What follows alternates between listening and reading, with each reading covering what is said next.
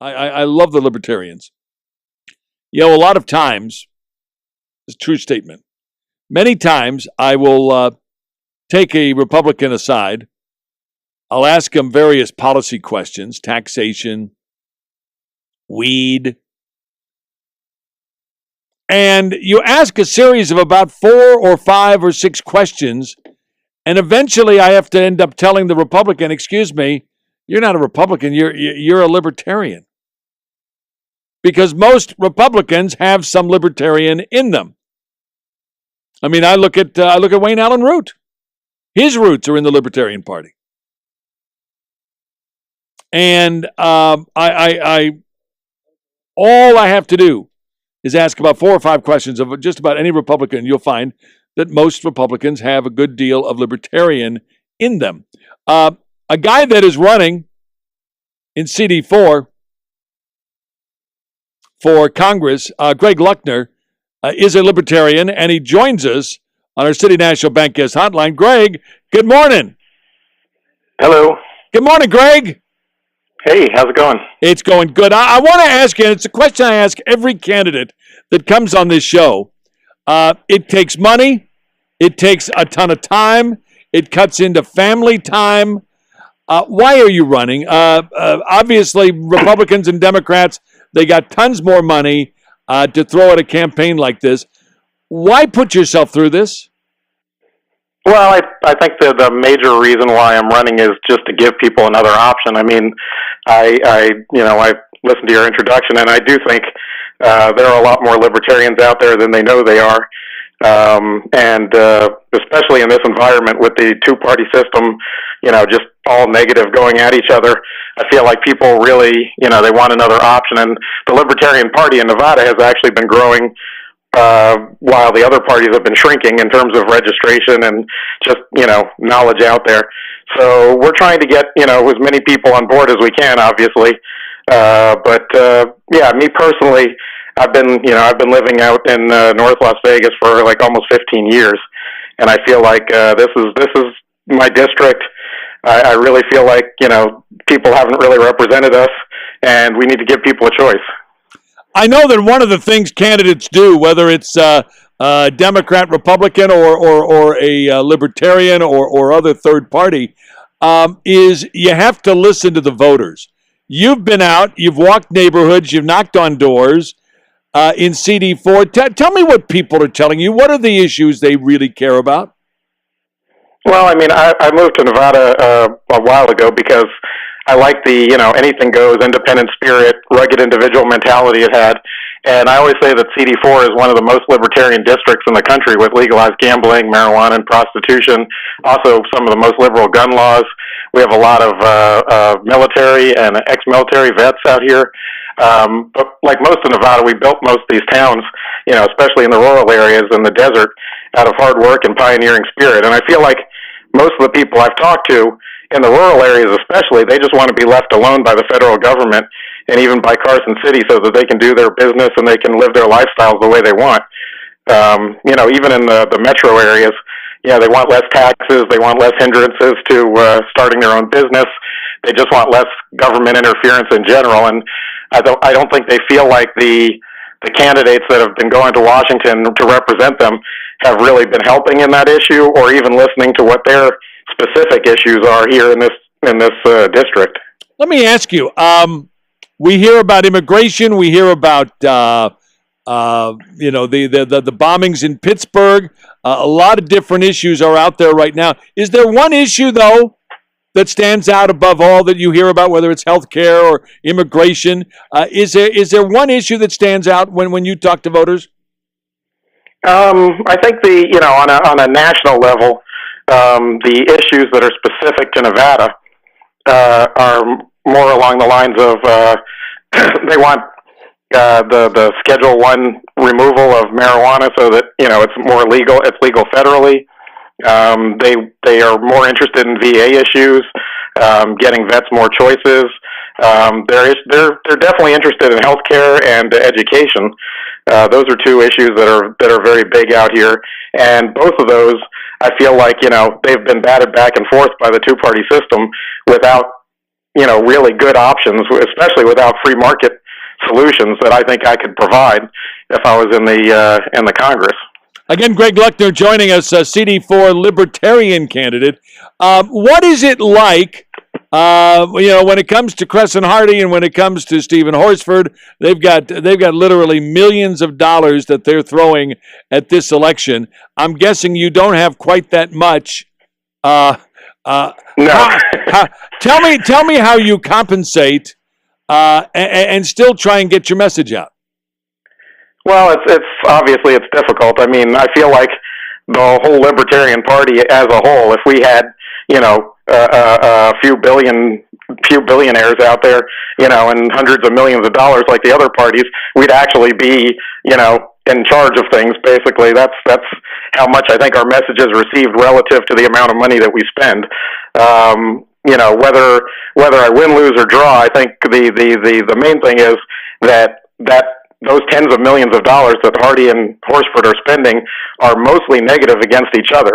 So if those messages go out and everyone thinks, well, these people just, they're not good people, they're not representing us, they've both been in office before in the same seat, and they've both been voted out of that office, the only thing I can hope, because I don't have millions of dollars to spend and get my message out there, is that people look at that and they say, well, I'm going to go for the third choice option.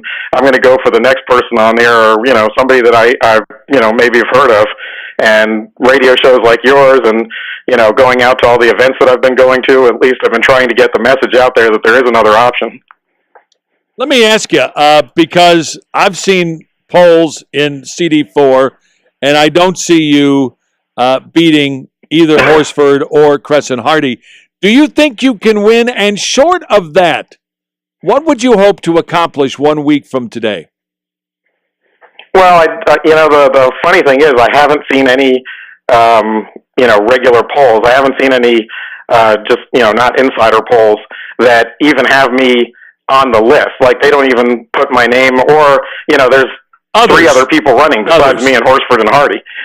Yeah. So I haven't seen the polls, but honestly, I don't expect to win. I'd love to, but even if I don't win, like I said, the main thing is to get the recognition out there, to let people know that we are going to be on the ballot. The Libertarians are going to be on the ballot.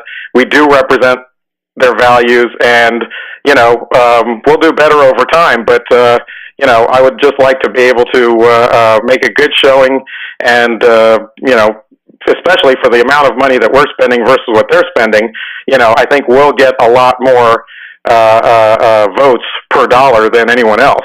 And by the way, how much money are you spending? I don't know specifically, altogether, but, it's more like in the thousands of dollars than millions of dollars. I was going to ask you, is it more or less than $1 million? And the conventional wisdom would be under $1 million. Yes. Well, definitely under $1 million. I'm just curious what you're planning for election night. Is there anything big? You're going to be in a ballroom somewhere, or are you going to be at a pizza place?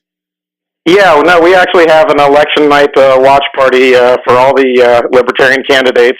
It's going to be at the Tuscany Hotel Casino in the pub 365, I think it is, in a room back there. And we would love for you or any of the press to come by and cover it.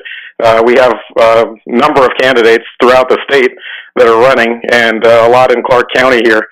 So we'll all be together there watching the results.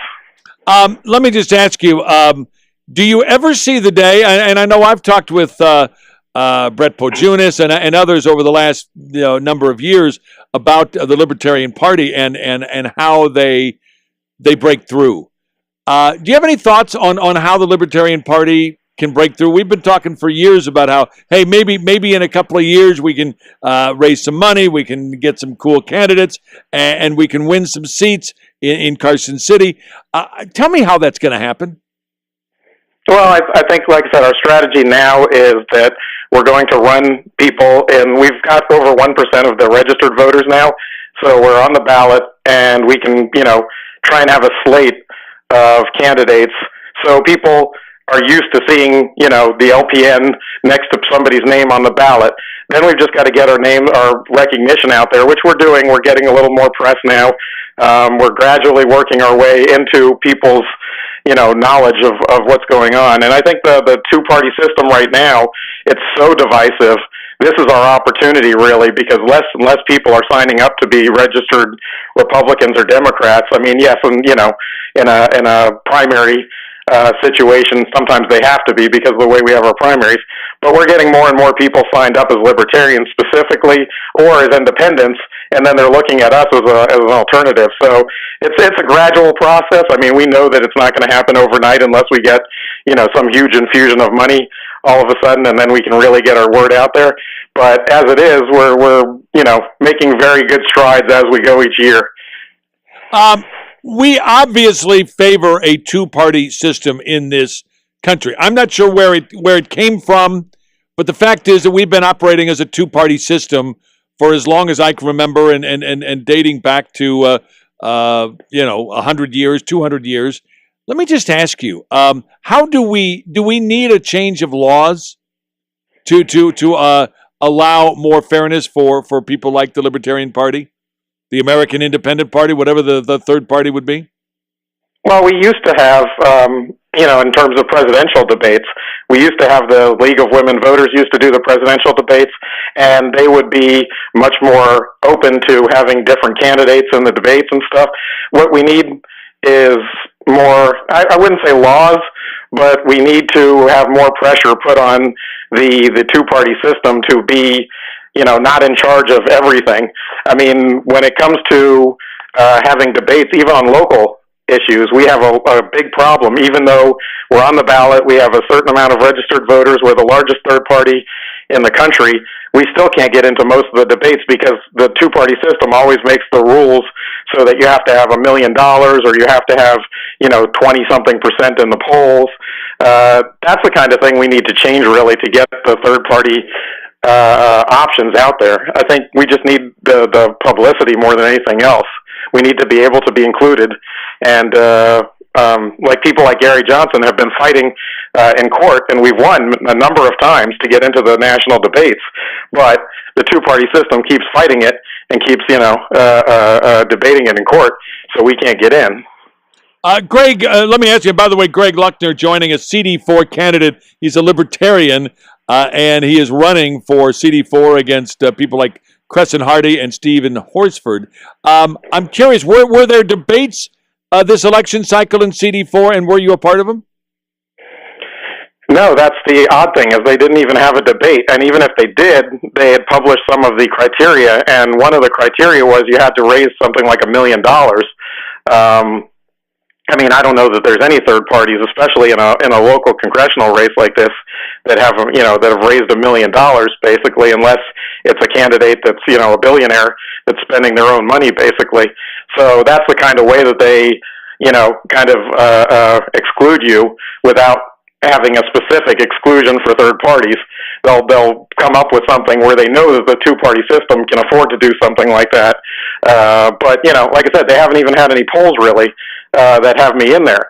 So even if they said I had to be polling at 20%, they would never know because they don't run their own polls. They just go by whatever polls are out there, which don't even mention the third parties. Wow. Hey, Greg, best of luck. I applaud you for the effort, the time commitment. You lay it all on the line. You know you're probably not going to win.